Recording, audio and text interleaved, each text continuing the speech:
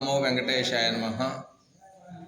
ఈ సంవత్సరము శ్రీ లక్ష్మీ పద్మావతి సమేత వెంకటేశ్వర స్వామి శ్రావణి ఎస్టేట్ పొదిలినందు 3వ వార్షికోత్సవ కార్యక్రమాలు బ్రహ్మోత్సవ రూపేణ 24/10/2025 నుండి 30/10/2005 వరకు నిర్వర్తించడం జరుగుతుంది.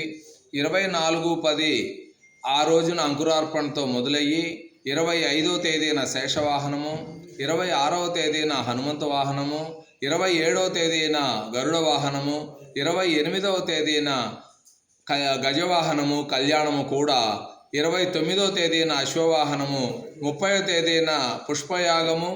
అదే రకంగా ఆ రోజు ఈ చక్ర స్నానముతో కార్యక్రమాన్ని ముగించడం జరుగుతుంది.